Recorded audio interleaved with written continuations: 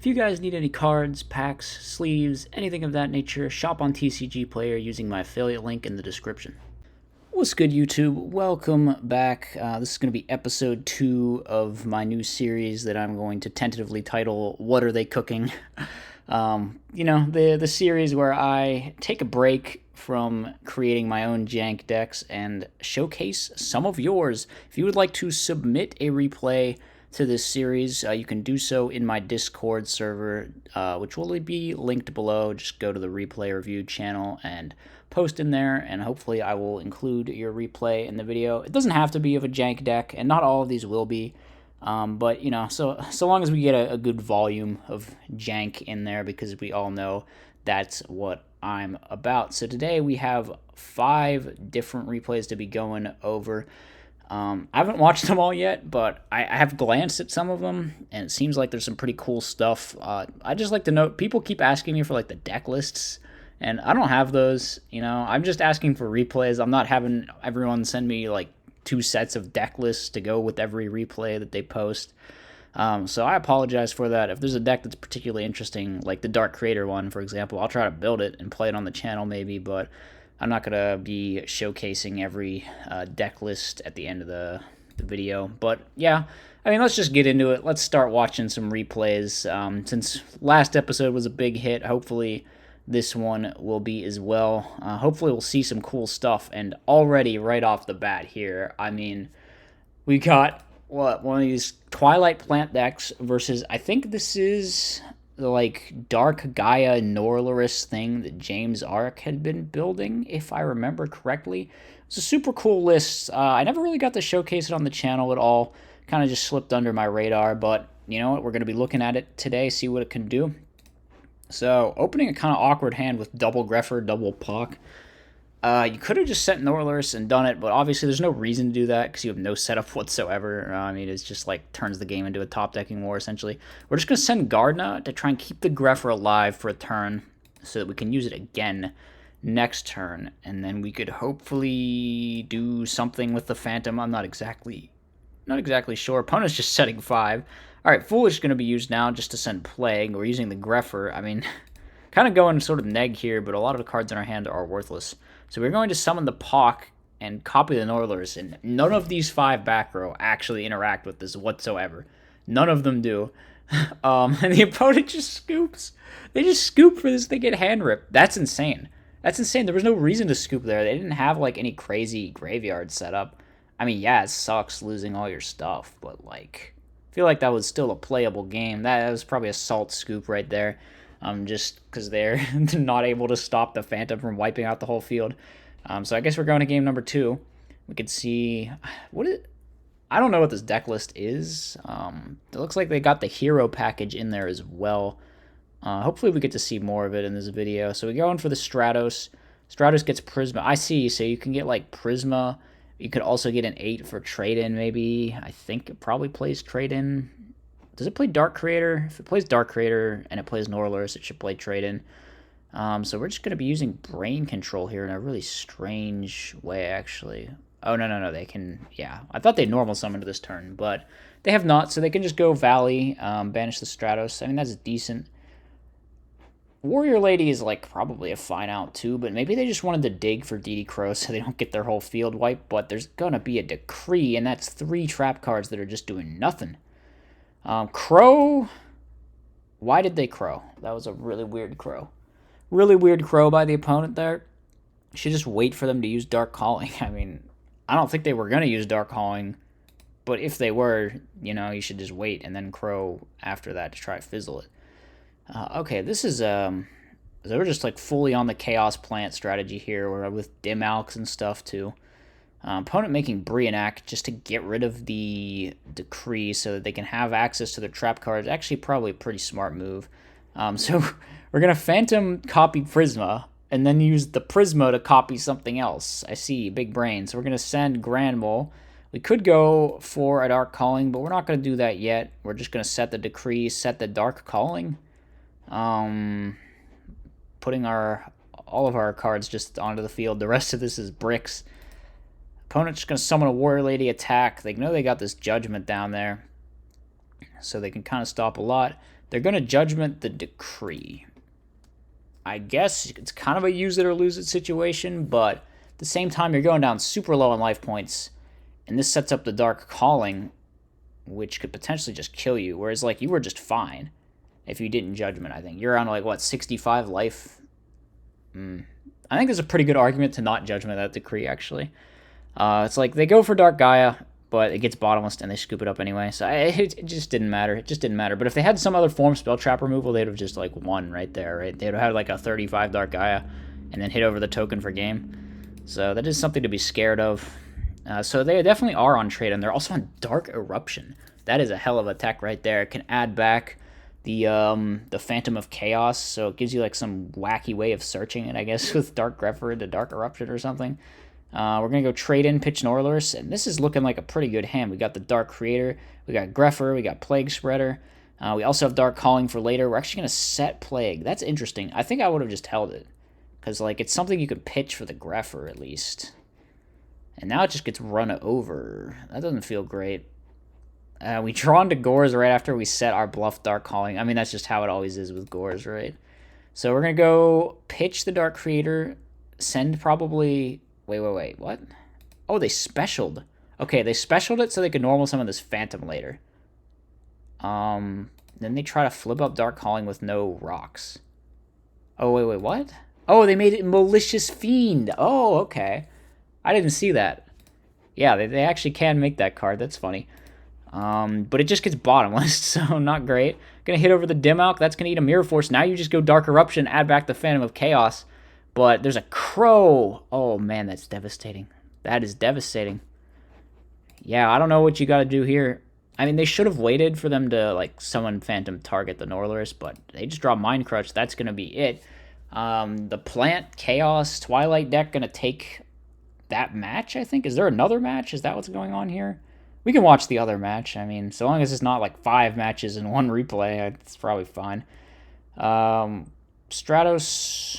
I mean, Stratos is pretty good. I think, like, the Norleras hero decks are a little bit underrated. There's, like, a lot of cool stuff the heroes can do. Like, you know, you get Mali. It goes well with your triple Dark Grepher.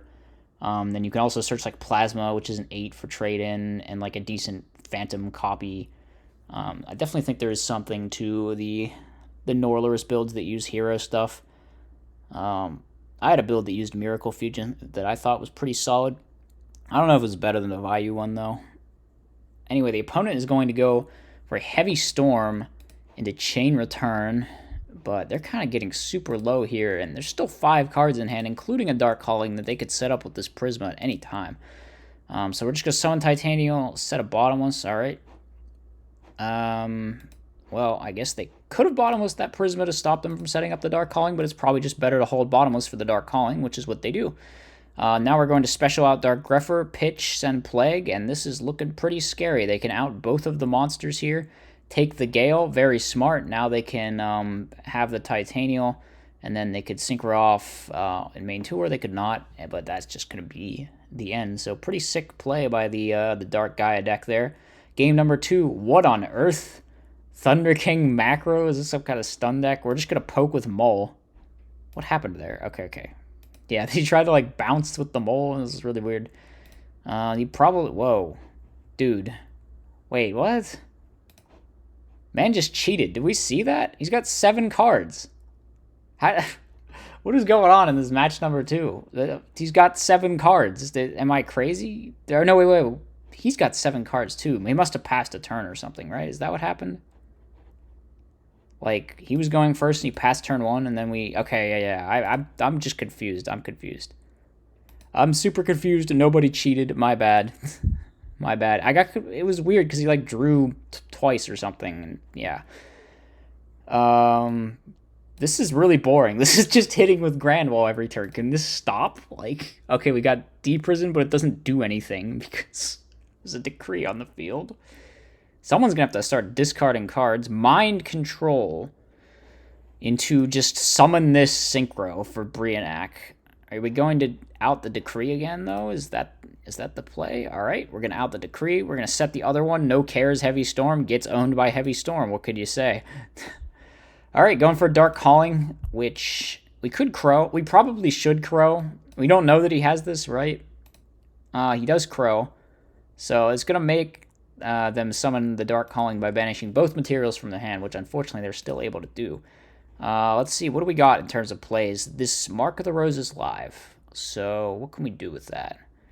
We can go summon Titanial maybe, and then I don't know, is that game, how big is this thing? It's like 47. No, I don't think there's a way to win, right? You just gotta go dandy and pray.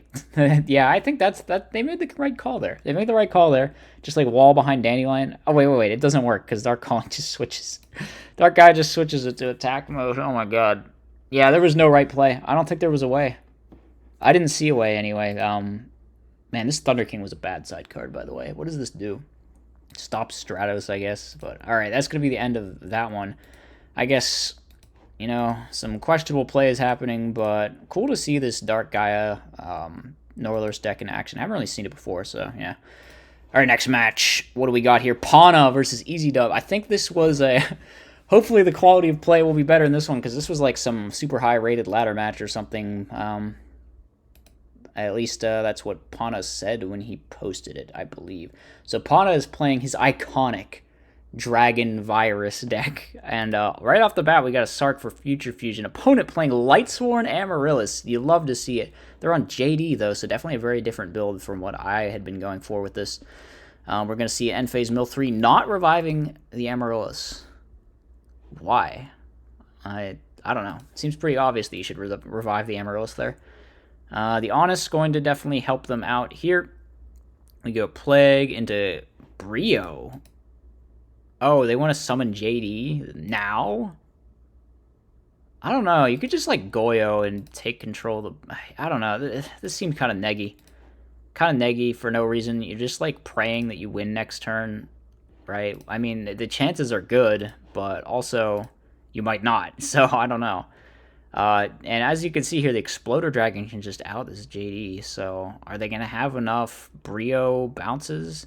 They need to hit the Mirror Force. That's what's got to happen. They missed it. They had 2 shots and they didn't hit the Mirror Force.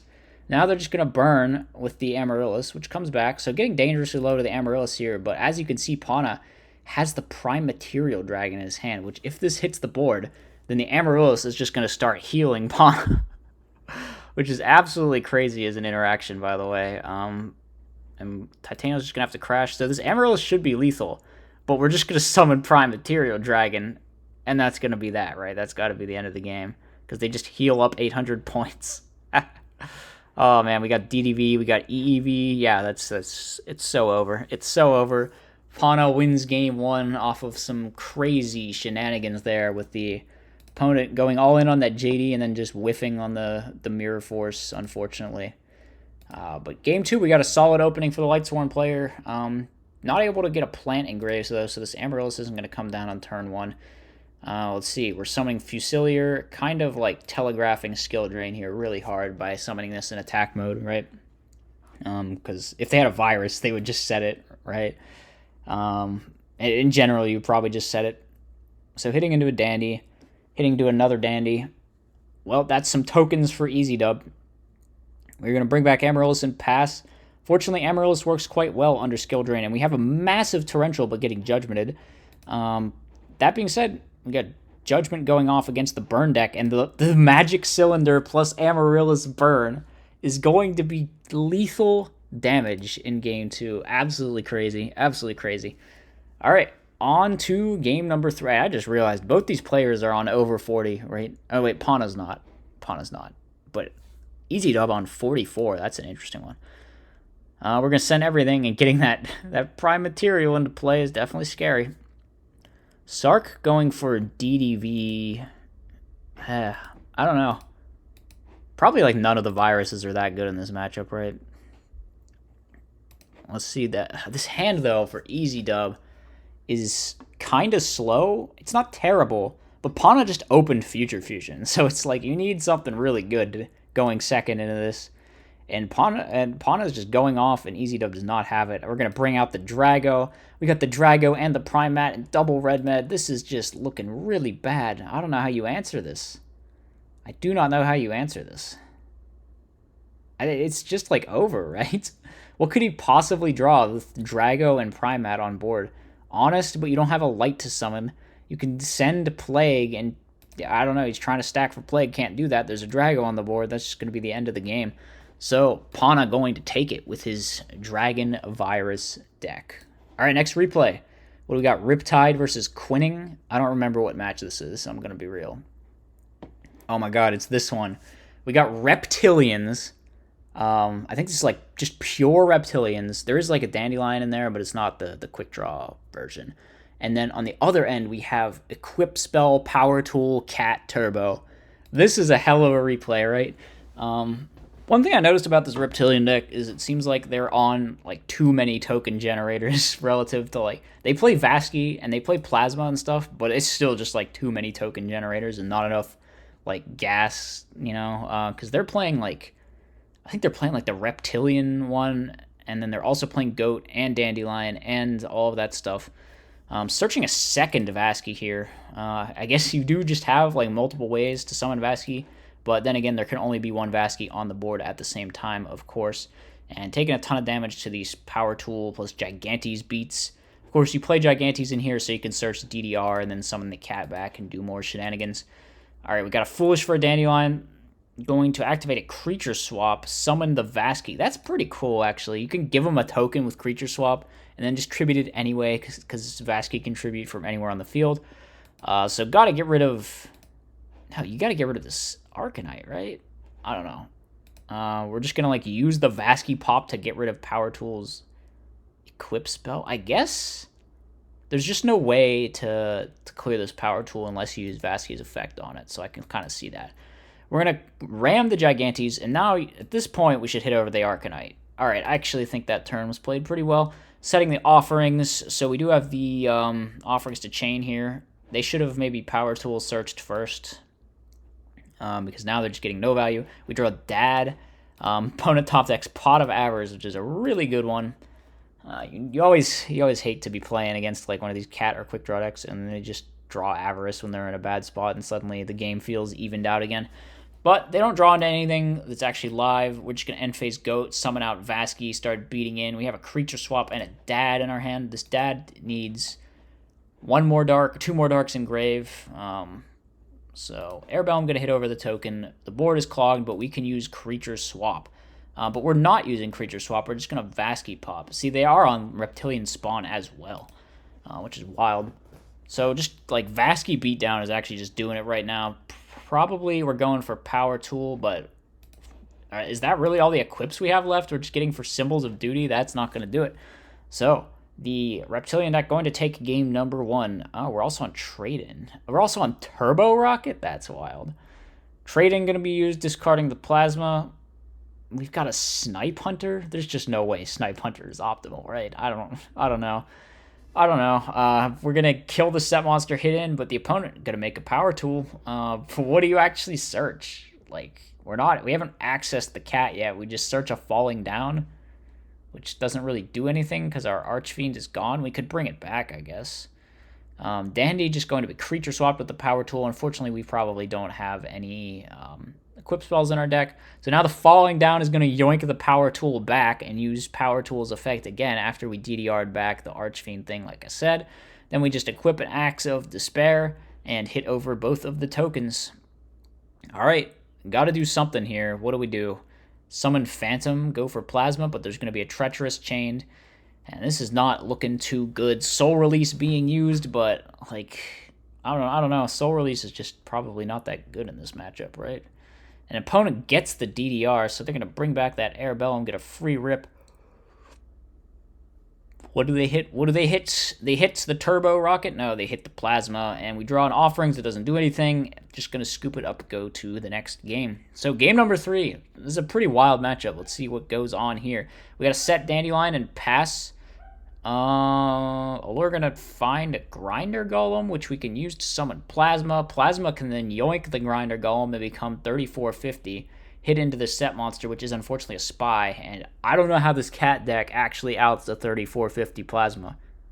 It does not seem like they play too many ways to interact with that. I think, yeah, I'm not even sure. What, you gotta like find Typhoon or Heavy and then also have a Gigantes or something to hit into it, but nope. Just going to get aggroed down with absolutely zero ways to play into this field. All right, next match. What do we got? Dark World? That's crazy. I think this player is playing some kind of weird Synchro Cat deck, if I remember correctly. They're playing Appropriate. It's about to get wild, right? It's about to get wild. I think it is. So opponent's going to summon a Cyber Dragon, but that is probably as good as ever a reason to flip Black Horn of Heaven, which we're for some reason playing. No, we're not going to use it. Okay. Why? I don't know. It seems like, what if they just Kai'd your Dandy here? That would be kind of bad, right? All right, well, Morphing Jar is pretty good. Morphing Jar is pretty good. Are they even allowed to flip Appropriate here? Doesn't this happen in the damage step? I feel like this was an illegal flip of Appropriate. Am I wrong? I don't know. Gold and Silver are going to come back, and that's pretty good. So Upstart going to draw Dark World Dealings. All right, they could have gotten the Appropriate live anyway, but oh my god. They've just drawn into so many more ways to fire off the Appropriate. How crazy is this turn going to get? We Tribute Summon freaking Great Maju Garzet. You've got to be kidding me. Oh my god. I remember there was like a Zeuxid video that used this card, by the way, that tributed Master of Dragon Soldier, or whatever it's called, to make it 10k. Dragon Master Knight, is that what it is? I never remember. We're gonna, I mean, this is gonna be crazy, right? We still have card destruction and drag down, and every time we use one of these, we just get to draw 2. So Appropriate goes off, card destruction, draw 5 cards, and then we just draw 2 again. We just keep drawing 2. Avarice, put everything back. And then we have 2 drag downs that we can use to draw 4 more, and the opponent scoops. Alright, wait, in the future, can we not send me replays that are only 1 game long? Thank you. But that I guess was a crazy combo, so neat that we got to see it. I think the initial activation of Appropriate might have been illegal, and I don't understand why Black Horn of Heaven's in there, but that's my that concludes my thoughts on this one. The Great Maju Garzet was pretty cool, I guess. Alright, final replay is, I think this was like a Welidad replay. It looks like it's in the new, what is it, Edison pool, where for some reason the extra decks are hidden, the number of cards in the extra deck are hidden, which I don't really understand. Like, it doesn't matter, because if you play less than 15, you're an idiot, but, I mean, it is, like, helpful sometimes to know if you're playing against an idiot. I don't know. Anyway, we're going to see a Mind Control and the Krebons. Is this the zombie deck that just, like, won an event or something? It was playing, like, triple instant fusion with the Psychic package. You know what? I think this build was on Well, though, so maybe it's different. Anyway, hitting into the set monster. The opponent is definitely on some kind of fairy deck. I do not like the DD Crow main one bit, to be honest. I think, especially, it definitely looks like one of the Chaos Fairy builds. At least, that's what it seems to be. It might not be. But I think in that build, you cannot afford to main deck DD Crow. You need to play as many live cards as you can in those kind of slots. So Arcanite going to come down with the Instant Fusion. Of course, one of the benefits of playing Instant Fusion is you can make Musician King and then just summon Arcanite Magician, which is one of the stronger synchros that you could access in this format. Anyway, opponent doing some fairy plays, I guess. They out the Arcanite Magician, which is good, right? They got this Dim Alk backed up by an Honest, and the DD Crows are definitely at least kind of useful against the zombies. So we're going to swing in here, but Compulse just going to out the Synchro. Figures this is as clean of a Compulse as we're probably going to get. So now we go for Instant Fusion into Caius, but the summon of Caius is going to be met with the Judgment. So that is pretty strong. Probably going to lure away one of these, and now we find Orange Light, which feels pretty safe. Should probably just swing in and set a monster, which is what we're going to do. Opponent just summon Krebon's Pass. Now we're going to flip up the Shining Angel and start swinging in here. Should maybe set another Dim Alk? I don't know. It depends, because like you could maybe get blown out by a Chainlink 1 something, Chainlink 2 Torrential if that happened. Brionac going to try to end the game here, but met with an orange light. Now we're going to attempt to Mizuki back the Goblin, but that's going to be responded to with a DD Crow. We're going to revive the Plague, flip the Torrential in an effort to stay alive here, but that lets them add back the Soul of Purity and Light. However, they do have a Gorz the Emissary of Darkness here. Very strange that they didn't just go for game, right? Like, why would you not just summon Soul and at least try to win? Well, the Gorz is coming down either way, and this Honest should finish up the game. So, Welodad going to drop game number 1 to some kind of fairy build that I'm not really sure what it is. Game 2, we have some interesting side deck cards. The Doom Cows seem to be coming in. I think that was like a Keegan side deck thing. Same with the Skill Drain. This might be in that deck, actually. But Consecrated Light, actually pretty good versus Welodad, since they relied so much on the pretty much exclusively dark monsters. We're going to flip the Skill Drain, though, which just turns the Consecrated Light into a 0 vanilla. Pretty good. Going to Synchro for Goyo Guardian, activate Foolish Burial, send the Mally, stack for the Plague. That's going to be met with Crow, but they have a Call of the Haunted to respond to the Crow to bring back the Plague and make Stardust. And now we have Stardust, Doom Cowl, and Goyo Guardian all active under Skill Drain. So looking pretty rough here for the Fairy player. They try to Gorz. The Gorz gets Doom Cowl. They then try to Orange Light the Doom Cowl, and the opponent Stardusts the Orange Light, which I'm pretty sure is an illegal play because the Doom Cowl is not on the field, and therefore it cannot be a card that is going to be destroyed on the field by the Orange Light. So the Gorz should have come down. It would have been under Skill Drain. They wouldn't have gotten to 28 token, but it would have at least beaten over the Stardust. Interesting to see all of these, what is it? This is like the third time someone's cheated in one of these. Not in this video alone, I don't think, but between the two episodes, I guess we could say. So they just try to Storm for some reason. I don't know why they thought this was going to do anything. And apparently, I do believe that Cyber Valley's first effect actually does work under Skill Drain. I could be wrong about that. I know the second one, the Draw 2 one, I don't think that works under Skill Drain. Yeah, that does not banish for cost, right? That banishes for effect. But I think this one might actually banish for cost, so that was probably a legal play. They're just going to use Return to try and stay alive, and they let that get banished. We're going to summon a Nova Summoner, Crash, try to make Christia, but that's going to get met with Bottomless. I mean, the Welodad player probably would have won there, but I do believe that that Stardust activation against Orange Light was not legal. I guess I'm not a judge, so maybe I'm wrong, but I don't think you can use Stardust to protect something that is not on the field, right? The Stardust says it needs to like destroy a card on the field to negate it. Anyway, we make a bizarre play where we for some reason mind control Card Trooper and then mill 3 and then just give it back. So now Card Trooper just mills 3 and then Doom Cowl kills itself and then Card Trooper replaces itself. So we're going to see the summon of a Consecrated Light. It gets Torrential. The Call is going to bring the same Consecrated back. We're not going to Judgment that. We're just going to Allure to Dig. Set the Zombie. Not going to set Phoenix Wing. The Shining Angel will swing in. We'll get a Mizuki. So now we can potentially Phoenix Wing with this Mizuki. Or we can just summon Mizuki, attack the Consecrated, which works just fine. Going to go for some kind of ram with the Shining Angel. Definitely just going to flip the Mirror Force there. Actually, I don't know, because that just puts them on exactly 4 fairies. You can Judgment the Christia, I guess, which is fine, but, you know, you kind of want to save your Judgment if you can. And we're going to Judgment, actually, the summon of this Orange Light. Did we need to Judgment the summon of that Orange Light? Maybe. I guess it's kind of good.